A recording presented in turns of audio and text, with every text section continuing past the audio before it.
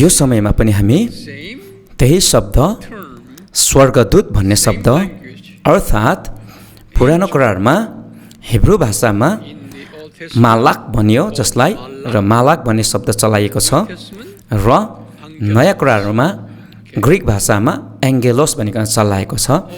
यही शब्द स्वर्गदूत भन्ने शब्द तर अर्को अर्थ राख्ने कुरालाई हामी हेर्ने छौँ। अनि स्वर्गदूत भन्ने शब्द तर फरक कुरालाई बुझाउने विषयमा हामी हेर्नेछौँ। अर्थात् हामीले अघिल्लो पाठमा हेरेको कुरा स्वर्गदूतले आत्मिकी प्राणीलाई जनाएको कुरा हामी हेर्दै थियौँ भने यसपालि यो स्वर्गदूत भन्ने शब्द जुन शब्द मानिस प्रभुका जनहरू प्रभुका समाचार वाहकहरूलाई पनि यो चलाइएको छ अनि त्यो कुरा हामी हेर्ने छौँ। यहाँनिर परमेश्वरको सन्देशवाहक समाचारवाहक मानिसलाई पनि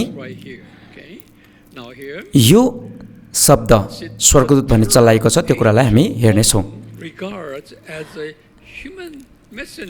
धेरै पटक मानव अर्थात् मानिस जो चाहिँ परमेश्वरको समाचारवाहक भइकन बोलावट पाएका थिए उनीहरूलाई पनि स्वर्गदूत भन्ने शब्द चलाइएको छ। यसको अर्थ यहाँनिर स्वर्गदूत भन्दै गर्दाखेरि कुनै पनि आत्मिकी प्राणीलाई पनि नजनाइकन र अर्को कुरा कुनै त्यस्तो स्वर्गदूत जोहरू चाहिँ मानवीय स्वरूपमा अथवा मानवीय स्वरूप धारण गरे त्यस्तो खालको प्राणी पनि नभइकन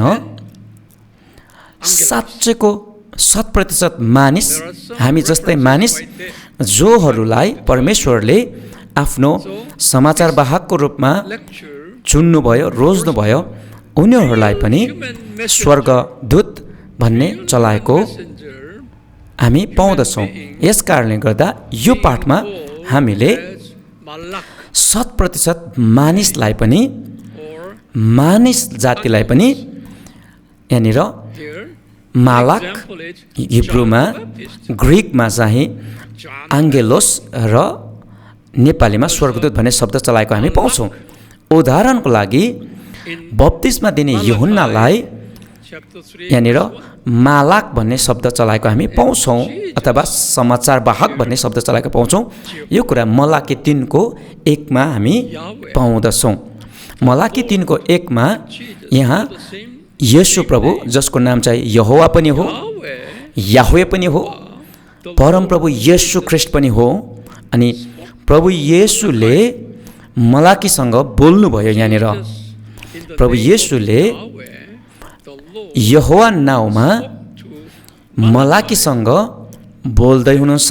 मलाकी 3:1 झन्डै नयाँ करार सुरु हुनुभन्दा अगाडि अथवा येशू ख्रीष्टको मानव स्वरूपमा प्रभु येशू आउनुभन्दा झन्डै 400 वर्ष अगाडिको घटना हो यो। प्रभुले यहाँनिर म भन्दै हुनुहुन्छ। यहाँनिर म भन्ने शब्द चाहिँ प्रभु येशूले आफैलाई भन्नुभएको हो। मलाकी 3:1 प्रभु भन्नुहुन्छ हेर म आफ्ना समाचारवाहकलाई पठाउने छु। समाचारवाहक भनेको यहाँ नेपाली बाइबलले भन्छ जसको यो समाचारवाहकलाई यहाँनिर हिब्रूमा चाहिँ मालाक भनिकन चलाइएको छ। त्यसपछि प्रभुले भन्नुभयो र 3ले भन्नुभयो अनि 3ले भन्नुको मतलब यो मालाक हो अर्थात् समाचारवाहक हो। 3ले मेरो अघि बाटो तयार गर्नेछन्। यहाँ मेरो भन्नुको मतलब प्रभु येशूलाई जनाउँदछ। हामीले यहाँनिर यो पदलाई हेर्दै गर्दाखेरि यो मलाकी 3:1ले बप्तिस्मा दिने यूहन्नालाई जनाएको हो। बप्तिस्मा दिने यूहन्ना चाहिँ कुनै स्वर्गदूत नभइकन उनी मानिस थिए, कोही व्यक्ति हुन्, उनी रोजिएको व्यक्ति प्रभुबाट। अनि यही कुरा मर्कुसको पुस्तक 1:2 पनि मर्कुसले यो कुरालाई उद्धृत गरेको हामी पाउँदछौँ। मर्कुसले पवित्र आत्मामा उनले प्रकाश पाए र मलाकी 3:1 उनले मर्कुसको पुस्तक 1:2 अध्यायमा उद्धृत गरे। अनि यहाँनिर मर्कुसले भनेको कुरा पनि यही भन्दछन्, बप्तिस्मा दिने यूहन्ना नै मलाकी 3:1 भनिएको समाचार वाहक हुन्, अर्थात् मालाक हुन् अथवा एन्जल स्वर्गदूत हुन् भनिकन मर्कुसले भने। अनि यो मर्कुस 1:2 चाहिँ यो मर्कुस 1:2 चाहिँ मलाकी 3:1 को भविष्यवाणी पुरा भएको घटना हो। अनि यहाँनिर मालाक भन्नु अथवा एङ्गेलोस भन्नु अथवा एन्जल भन्नु अथवा स्वर्गदूत भन्नु अथवा नेपालीमा समाचार वाहक भन्नु चाहिँ बप्तिस्मा दिने यूहन्ना हुन्। अनि लुक्काले पनि आफ्नो पुस्तक 7 अध्यायको 27 पदमा मर्कुसले लेखे जस्तै, मर्कुसले उद्धृत गरे जस्तै उनले पनि लुक्काले पनि उद्धृत गरेका छन्, बताएका छन्। अनि यहाँनिर पनि लुक्काले पनि यही कुरा भने, हेब्रू भाषाको मलाक र ग्रिक भाषाको एङ्गेलोस यहाँनिर चलाइएको, अङ्ग्रेजीमा एन्जल अनि नेपालीमा स्वर्गदूत, अनि यहाँ नेपाली बाइबलमा समाचार वाहक भनिकन चलाएको छ। यो चाहिँ कुनै स्वर्गीय प्राणी नभइकन साँच्चीकै 100% मानिस मानवलाई जनाएको, जो चाहिँ बप्तिस्मा दिने यूहन्ना थिए भनिकन लुक्काले बताउँदछन्। अनि यहाँनिर समाचार वाहक भन्दै गर्दा यो समाचार वाहकको काम चाहिँ येशू प्रभु आउनुहुनेछ भन्ने कुराको सन्देश दिनु थियो। अनि समाचार वाहक बप्तिस्मा दिने यूहन्नाले म पछाडि साँचो मुक्तिदाता येशू आउँदै हुनुहुन्छ भनिकन घोषणा गर्नुपर्ने त्यो सन्देश र समाचारलाई प्रवाह गर्न पर्ने भएको कारणले गर्दा समाचार वाहक भनिकन यहाँनिर बताइयो। हामी यो निष्कर्षमा आउँछौँ कि बप्तिस्मा दिने यूहन्ना चाहिँ कोही स्वर्गदूत नभइकन उनी हामी जस्तै साँचो मानिस थिए। तर उनलाई पनि बाइबलमा मालाक भन्ने शब्द चलाइयो, एङ्गेलोस भन्ने चलाइयो अथवा एन्जल भन्ने शब्द चलाइयो। नेपालीमा स्वर्गदूत हुनुपर्ने र स्वर्गदूत भन्ने शब्द पनि प्रयोग गरिन्छ र समाचार वाहक भन्ने शब्द चलाएको छ। विभिन्न बाइबलमा फरक शब्द चलाइनु चाहिँ बाइबल उल्था गर्नेमा भर पर्दछ। अर्को उदाहरण हामी यहाँ हेर्नेछौँ। 12 जासुसहरू जो चाहिँ कनानको भूमिमा पठाइए त्यहाँको जासुस गर्नको लागि। गन्तीको पुस्तक 13 अध्यायको 1देखि 16 यो कुरा हामी पाउँदछौँ। यहाँनिर चाखलाग्दो कुरा यो छ कि याकुबले पवित्र आत्माको प्रेरणामा आफ्नो पुस्तक याकुब 2:25 यसरी लेख्दछन्। याकुबले यसरी लेखे, ती 12 जासुसहरू आङ्गेलोस थिए। आङ्गेलोस भन्ने एक वचन हो, तर आङ्गेलोई हुनुपर्छ, त्यसको नेपालीमा चाहिँ स्वर्गदूत भन्ने हो। अनि सन्देश वाहकहरू भनेर उनले प्रयोग गरे। यहाँनिर याकुबले ती 12 जासुसहरूलाई स्वर्गदूत थिए भनिकन उल्था गरे। उनीहरू चाहिँ 100% मानिस तर सन्देश वाहक थिए भनिकन याकुबले बताए।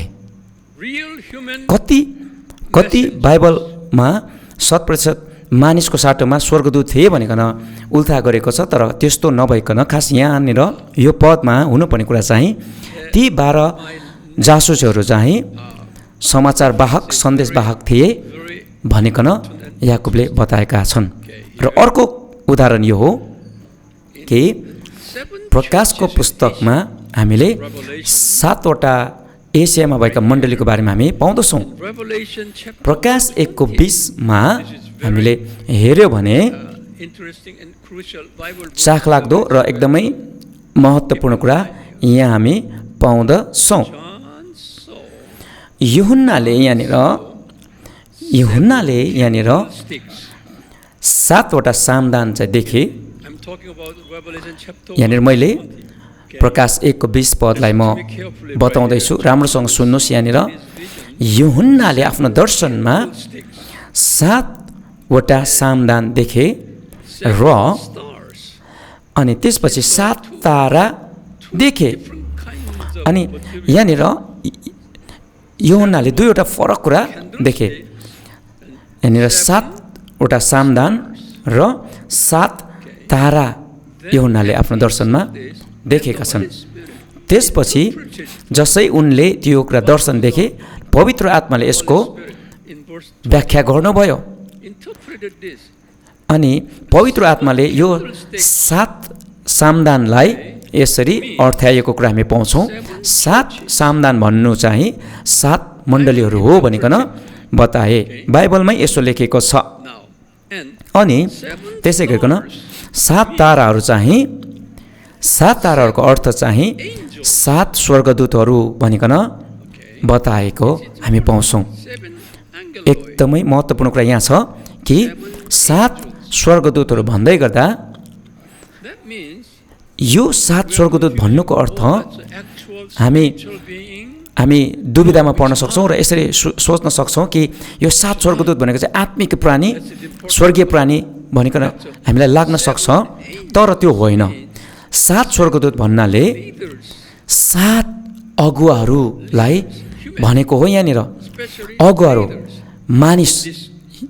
मानवीय प्राणी 7 अगुवाहरूलाई भनेको हो, स्वर्गीय प्राणीलाई होइन। यो कुरा हामी पछि हेर्नेछौँ। के तपाईँ बुझ्दै हुनुहुन्छ? मसँगै हुनुहुन्छ? यहाँनिर 7 स्वर्गदूतहरू भनेको 7 अगुवाहरू हो। अनि यसपछि 1 अध्यायपछि हामी 2 अध्याय र 3 अध्यायमा हामी गयौँ भने प्रकाशको पुस्तक, त्यहाँनिर हामीले 7 मण्डली जो चाहिँ एसियामा थिए तिनीहरूको बारेमा, तिनीहरूको घटना, तिनीहरूको अवस्था यहाँनिर बताइएको छ। सबै 7वटा मण्डलीलाई लेखेको पत्र हो, 2 अध्याय र 3 अध्याय। अनि यो 7वटै मण्डलीलाई पत्र लेख्दै गर्दाखेरि सबै अनि हरेक पत्रमा यसरी सुरु हुन्छ, एफिससका मण्डलीका दूतलाई अथवा फलानो मण्डलीका दूतलाई भनिकन लेखेको छ है त। यहाँ हेर्नुपर्ने कुरा, बुझ्नुपर्ने कुरा, मण्डलीका दूतलाई भनिकन, मण्डलीका दूतलाई भनिकन सुरु गरेको छ। यहाँ दूत भन्दै गर्दाखेरि स्वर्गदूत, स्वर्गीय प्राणीलाई भनेको होइन। यो दूतलाई भन्दै गर्दा ग्रिक भाषामा आङ्गेलस चलाएको छ। अनि यो मण्डलीका दूत भन्ने बित्तिकै मण्डलीको अगुवालाई जनाउँदछ। यो पत्र कुनै स्वर्गदूतलाई नलेखिकन मण्डलीको अगुवा जो चाहिँ साँचो मानव थिए, मानिस जाति थिए, अनि त्यो अगुवालाई चाहिँ लेखिएको हो।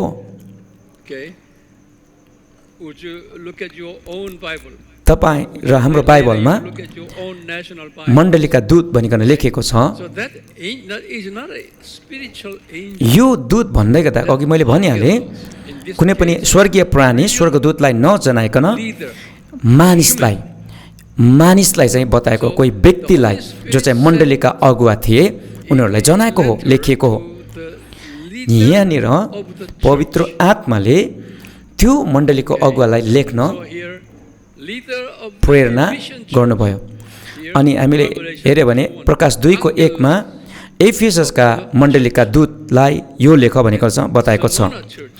अनि स्मुर्ना मण्डलीका दूतलाई यो लेख भनिकन 2 को 8 पदमा बताएको छ।